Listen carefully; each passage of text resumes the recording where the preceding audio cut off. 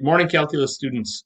Today is an asynchronous learning day due to the ACT test being taken at Tartan today, Tuesday, March 30th. What I'd like you to do is hit pause and try this warm up. We're going to go over it shortly. Okay, so let's talk about slope fields here and go over a couple questions on very common questions that you see that are assigned with slope fields. So the first one is part A. On the axis provided, sketch a slope field for the given differential equation for the 12 following points. Now, we talked about making a table. And when I checked your homework here, a lot of people made tables for every single point, which is pretty tedious. That's not necessary. If you read the equation, and that's the goal today, is we're going to really analyze the differential equation to see patterns. Well, let's think about this. I've got x times y minus 1, and x and y control the sign of the slope. Well, let's think about what do we know about x? Well, what if x is 0? When x is equal to 0, dy dx will be equal to 0 over 4, which is a 0 slope. So that means anytime x is 0, I can automatically draw a 0 slope right through those points. All of those are when x is equal to 0. Now, we also have another spot. What else makes the numerator equal to 0? It's right here. Y minus 1. Well, what if y is positive 1? If y is positive 1, 1 minus 1 is 0. It doesn't matter what x is. I still get 0 over 4. So that means when y is 1, that's going up 1, I get a 0 slope. So all of these red ones are 0 slopes. Okay. Now, unfortunately, there isn't a super easy way to do all of the points, but there are some patterns. Okay. Now, look at this. What about when x is equal to 1? Well, if x is equal to 1 here, that means the only thing that's really changing is y minus 1. Okay, so what if y is 0 here? If I plug in 0, I get 1 times negative 1, or negative 1 divided by 4. And this slope is a negative 1/4. So I'd go down 1 over 1, 2, 3, 4. And I'm just going to estimate the fact that I would have a slope that's about a negative 1/4 slope here. So what about if y is, we already did when y is 1, what about when y is 2? So if I plug a 2 in here, 2 minus 1 is positive 1. I get 1 times 1, or positive 1 over 4. So this slope is a positive 1/4. So I would go up 1 over 1, 2, 3, 4. And again, I'm just estimating what that slope is going to look like. Okay. And I might even write this down. There's my slope. Actually, it might even be better to call it dy dx at those values. I don't want to do that for everyone because it gets really messy. The goal is to just get the slope field so we can make some generalized observations about it. All right, what if y is 2? Well, if y is 3, go over 1, up 1, 2, 3. So when x is 1 and y is 3, I get 3 minus 1 is 2. 1 times 2 is 2 over 4, and that slope is 1/2. So I'm going to go up 1 over 2 roughly. And really, this should be a positive slope that is steeper than this slope right here, because this is 1/4, this is 1/2. So dy dx right here would be a positive 1/2. Now, remember how we talked about patterns? We already know that the y values don't change. So this point right here has the same y value as this point, and same thing here and here. The only thing that changed is this, all the points right here are when x is equal to negative 1. Well, what happens if x is now negative? We still know the output is going to be negative 1/4, but then it's the opposite of this. So if I plug in 0 here, I go to negative 1 times a negative 1, which is a positive 1/4. So I'm going to go up 1 over 1, 2, 3, 4. I'm going to draw that rough slope here. Notice how this slope looks about as steep as this one. The only difference is this is negative and that's positive. And that's because the slope here is a negative 1/4. Now, if you realize that this point is going to be the same slope except for the opposite sign, you see the pattern and you can automatically call this slope here negative 1/4. If you don't see it, plug in negative 1 and y is 2 and simplify, but you'll get a negative 1/4. So I'd go down 1 over 1, 2, 3, 4, and draw a line roughly in that direction. Notice how it's roughly the same steepness as this one, except for this slope is a negative 1/4. And then this slope would be a negative 1/2, so I'd go down 1 over 2, and I would imagine a line connecting this dot to this dot.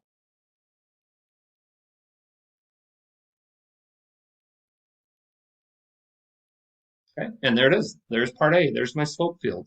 Again, you do not have to write the slopes on all of those. I just wanted to do that to show you. Okay. Let y equal f of x be the particular solution to the differential equation with the initial condition 1 over 1 up 3. So if I go over 1 up 1, 2, 3, we're talking about this point right here. And there's a solution curve that might look like a parabola kind of right here.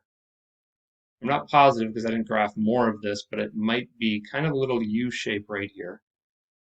But we want to write the equation of the line tangent. What do we need? We need a slope. We need a y-intercept.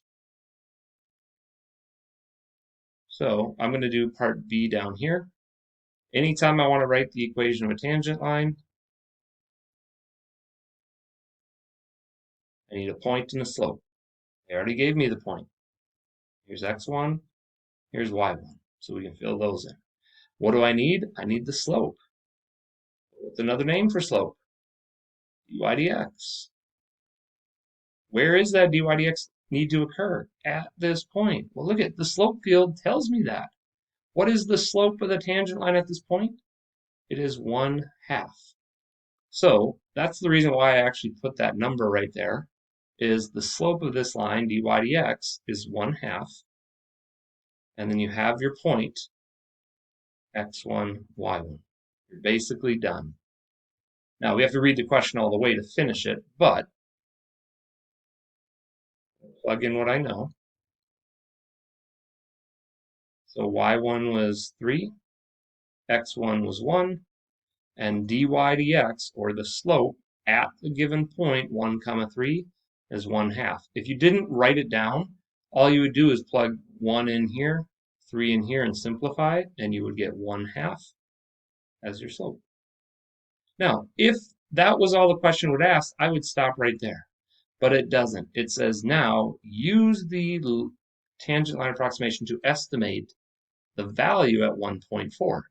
Now, I'll make a point. See how it says f of 1.4? And I wrote y?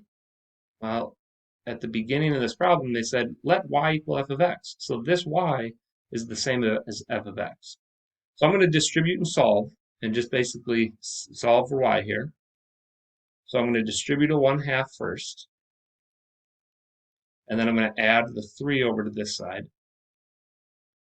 And then I'm just going to combine the like terms. And you can totally skip as many steps as you need here. This will give me a positive 2.5. Now there's the equation of the tangent line. But remember, that's also equal to f of x. So use this line to approximate the value of f of 1.4. So then I just plug 1.4 in. And this would be a no calculator question. So 1/2 times 1.4 is 1.7. 1.7 plus 2.5 is equal to 3.2. It's always a good idea just to answer that question completely so the reader knows exactly what you mean.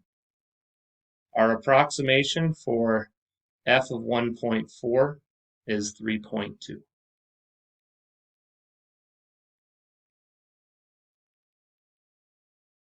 All right, part C says find the particular solution.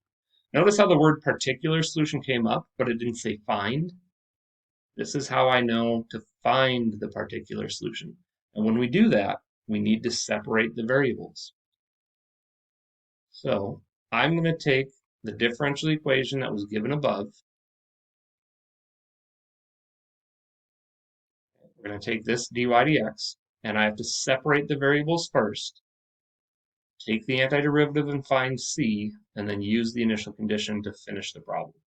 So hopefully this is a really nice review. This might be a little trickier of a problem, but notice the y minus 1 is grouped together. I need to divide by y minus 1 to both sides.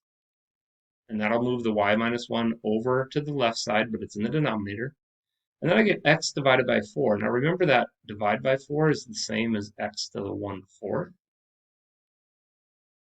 So I separated the variables. Now I'm going to take the antiderivative of each side. This side could be a little bit tricky. I don't love that it's y minus 1, but remember that 1 is a constant. It's not really going to do anything. So you may need to do u substitution here, unless you can do this in your head. But notice when I take the derivative of y minus 1, it's just dy. So there's nothing extra here.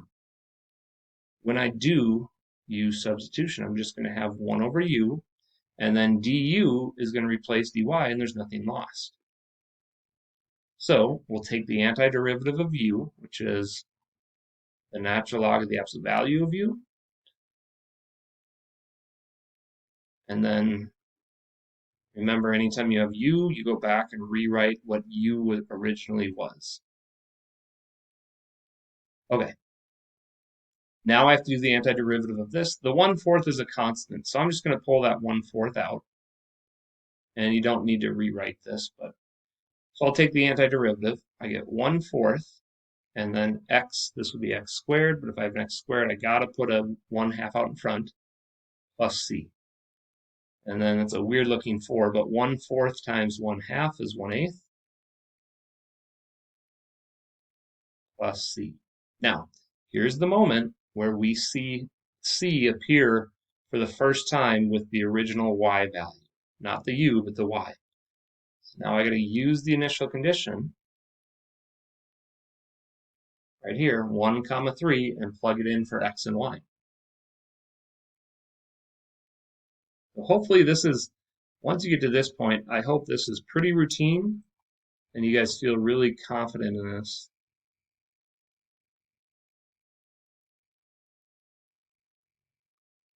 All right, so x is 1, y is 3, put y here, x here, and then our job is to simplify. So I get the natural log of the absolute value of 2 equals 1/8 plus c, and then we just got to subtract.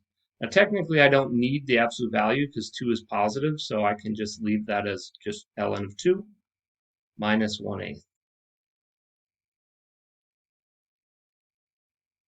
All right, so now that's c. I go back to where c was first present, and I'm going to plug it back in. The natural log of y minus 1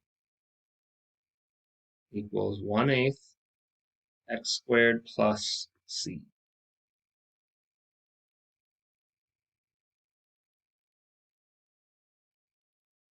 Okay.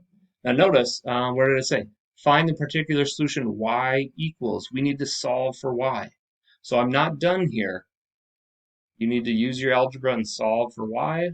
To do that, we have to take both sides to the power of e.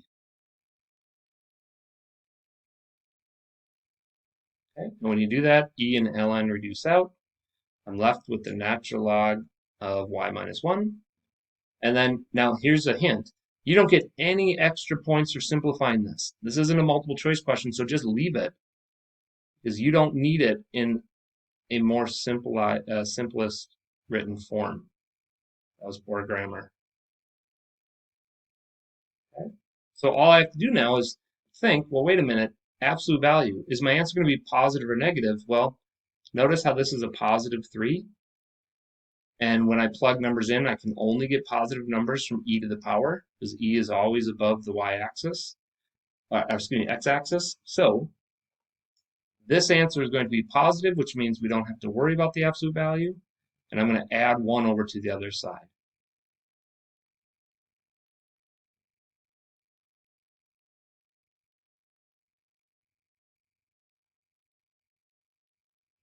plus 1 there. And there you go. There's your answer. Now, what I'd like to do is show you how these questions would be graded on an AP test. So we're going to look at the rubric for this, and we'll just kind of go through it fairly quickly. So how would they grade Part A? Well, Part A would be worth 2 points. You got 1 point for indicating the 0 slopes. And those were the ones that you had to have all of those, and you earned 1 out of the 2 points. If you've got the other slopes correctly, with the correct positive and negative slopes, then you would give yourself another point. So you could get 2 points from Part A. Part B is worth 2 points as well. So you got 1 point if you had the tangent line. Any algebraic form of this right here would be acceptable. Okay, so if you simplified it, as long as you did it correctly, you would earn that 1 point. And then if you used the linear, the tangent line to approximate f of 1.4 and you got 3.2, then you would get your other point. Okay. Now, look at Part C. Here's the work for it. It is worth 5 points. Now, something very important for this. You got 1 point if you correctly separated x and y. But look at the note. If you did not separate the variables, you didn't earn any of the extra points, regardless of if you did correct calculus work. So that's why we've been stressing you have to move this y minus 1 over. Now, it doesn't have to be written this way. You could write the dy dx over the other side. But if you separated the x's and y's, that was worth 1 point. And then if you took the antiderivatives correctly, so if you did the antiderivative of the left side correctly, that was worth 1 point. And if you did the antiderivative of the other side, that was worth another point. Okay. And then you got a point for the constant of integration. That was basically your c, and using the initial condition. So you had to do both. You couldn't just put plus c. You then had to plug in the correct values for x and y. And basically, I think of this one as, did you get the correct c value? If you had the correct c value, you would earn that 4th point.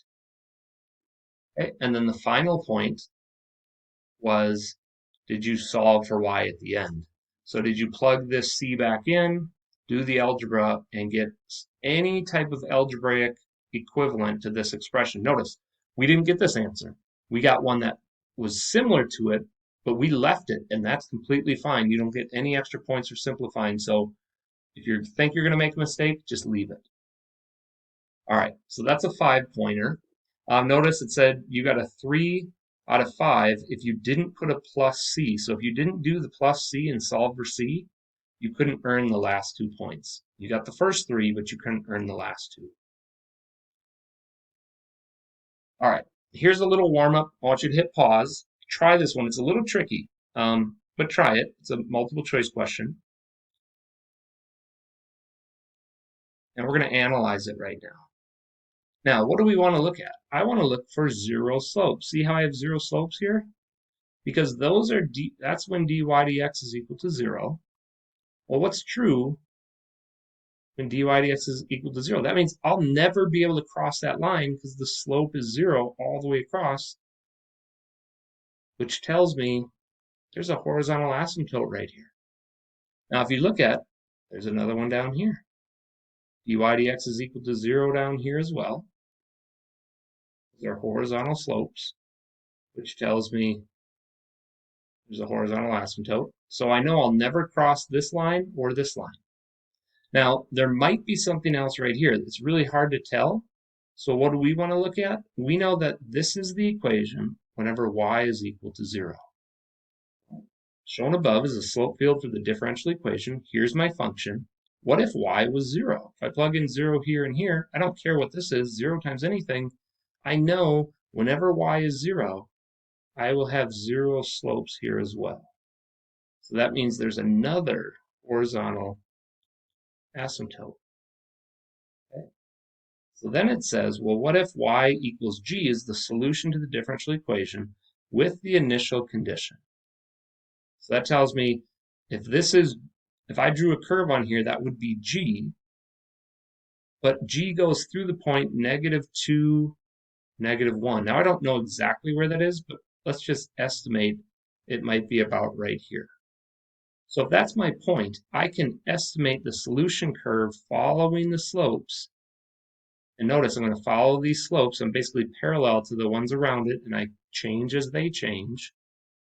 But then I'm going to get closer and closer to the zero slope. I'm never going to hit it, but I'll get closer and closer to that. And what if I go the other way?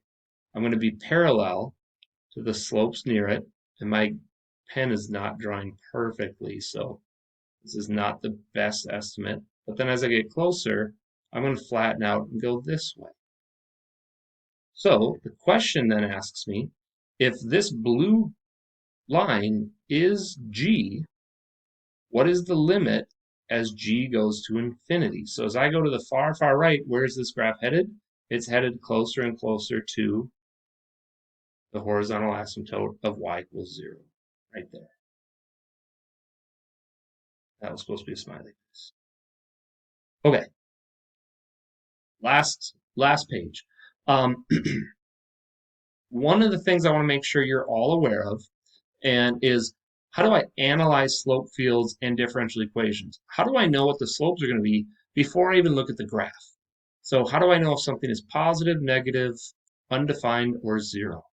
Well, if a slope is positive, it's increasing from left to right, which means the slope, or the differential equation, has to be greater than 0. And if the slope is negative, then we know that the slope is less than 0. Nothing crazy there, right? Those are kind of things we've definitely known before, but what about undefined? What does an undefined slope look like?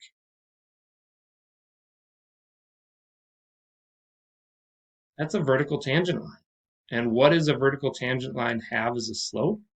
That is when I take any number and divide it by 0. Can't divide by 0, right? Therefore, the slope is undefined. Okay? That's really important to understand. And then what about when I have a 0 slope? Well, that's basically telling you that dy dx is equal to 0, which we know is a horizontal tangent line. And what is dy dx? Well, anytime you have 0 divided by a number, right? That anytime the numerator is 0, you're going to get a horizontal asymptote. All right, so let's put this to test. And we're going to look at these without looking at the equation and still be able to figure out when all of these values are either positive, negative, undefined, or 0. So here's the dy dx. And we're going to use our intuition about when is this going to be positive. Well, notice something right here. The y value is squared. So I don't care if y is positive or negative. When I square it, that portion will always be positive, which means x controls the sign of the slope. So when is this going to be positive? This will be positive whenever x is positive.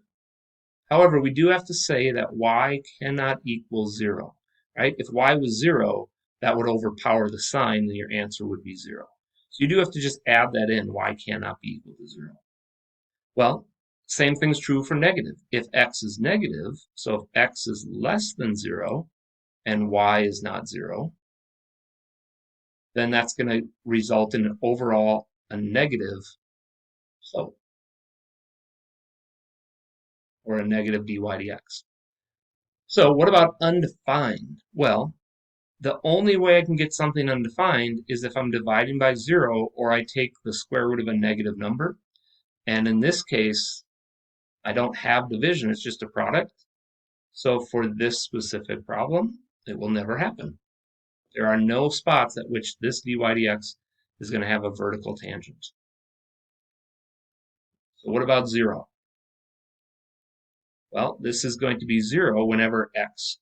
If x is 0, dy dx could be 0, or y could be equal to 0. If any of those are true, then dy dx will be 0. Now let's look at that with a graph.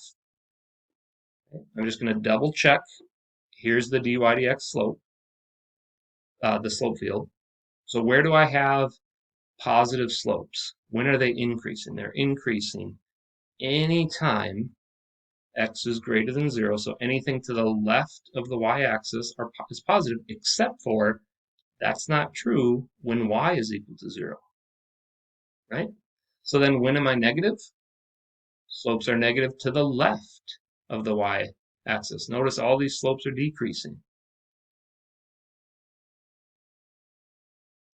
And then when are slopes 0? Well, whenever x is 0. When x is 0, we don't move left or right. So that's all of those points. Those are my 0 slopes. And when y is equal to 0. And look at, we accounted for every single possible slope that could ever be produced on this graph. And we know what the sign value is before we even really analyze the graph. All right, what I'd like you guys to do, I don't want you to look at that, is I want you to try this problem. And I'm going to pause it and write my answers, and then we'll go over it. All right, let's take a look. When do we have positive slopes? Well, if x and y are positive signs, notice this originally says opposite.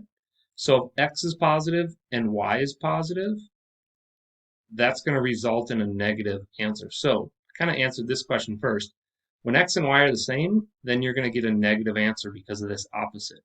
But if x and y are opposite signs, then this opposite will take into place, and that will make a total positive. If you're not sure, try plugging in -2 and +4. You'll see a positive slope. Okay, you can always test with generic numbers. When will we have undefined slopes? Whenever the denominator is equal to 0. So when x is 0, I can't divide by 0, therefore it's undefined. It'll be a vertical tangent. And then when do I have 0 slopes? This is important.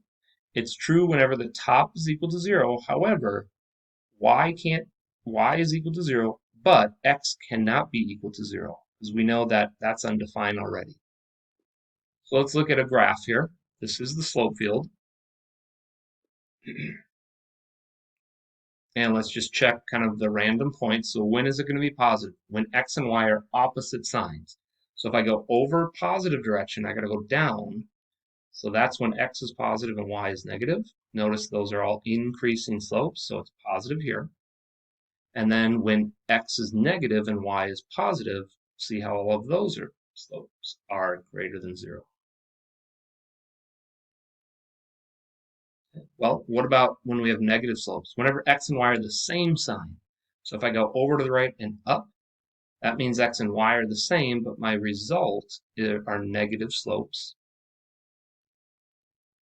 And what if x is negative and y is negative? Same thing. Okay. And then what about undefined slopes? I'm going to do that one in this color. So whenever x is equal to 0, notice they didn't draw the lines in, which means anything on here will have a vertical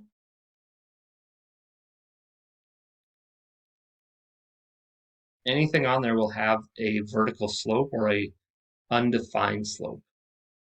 And then the last one, where do I have 0 slopes? Whenever y is equal to 0, except for when x is equal to 0.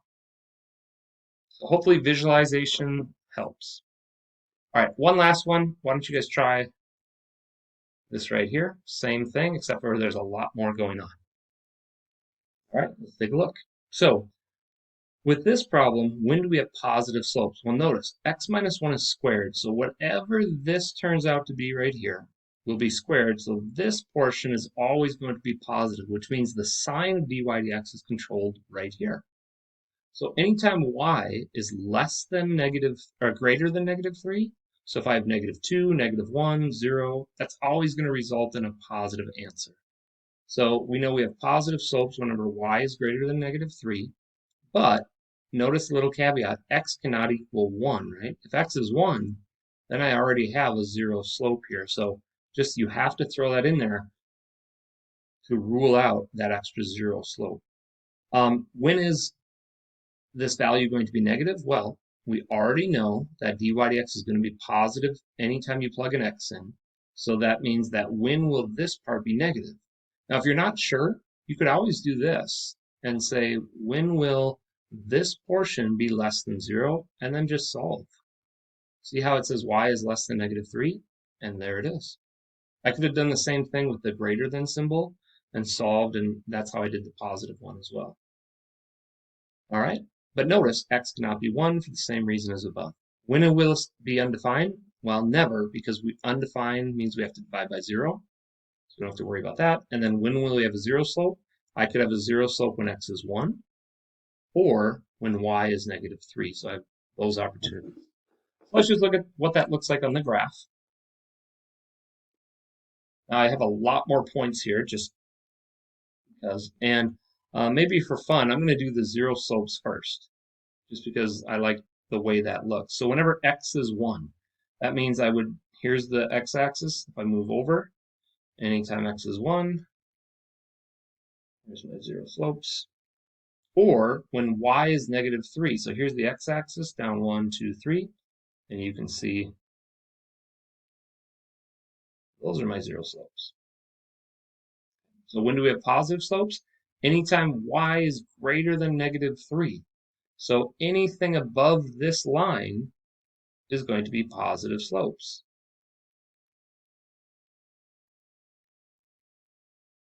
I'll color this in because technically we could pick any random point in between all these lines. I could pick a point here, here, here, and it should still have a positive slope, and same thing over here. Technically, I should color all of that region in for the other ones. Color all this in, but I think you guys get it. All right, where do we have negative slopes? Whenever y is less than -3. So that's below the line y equals -3. You can see those are negative slopes. They're all decreasing. Here, now you do have to be careful. Even though these look vertical, they're not perfectly vertical. So if the line is drawn, it's assumed it's negative, following the same behavior as this. And then where do I have undefined slopes? Never, right? There's no spot where they're undefined. Okay, so hopefully that gave you a little more confidence in what's going on. What do we have next? Well, today you have no official homework. Let me show you Schoology quick. So you probably already read this, but here's week 3, and we're going to do Tuesday, asynchronous learning.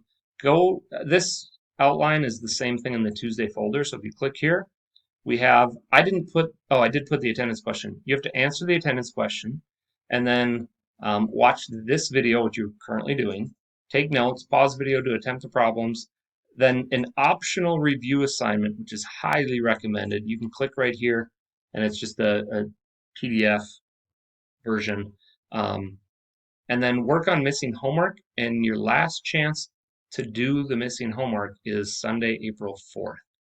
On Thursday, when we meet in class, we're going to talk about the test, and then you will take the test as homework due anytime before Sunday at midnight.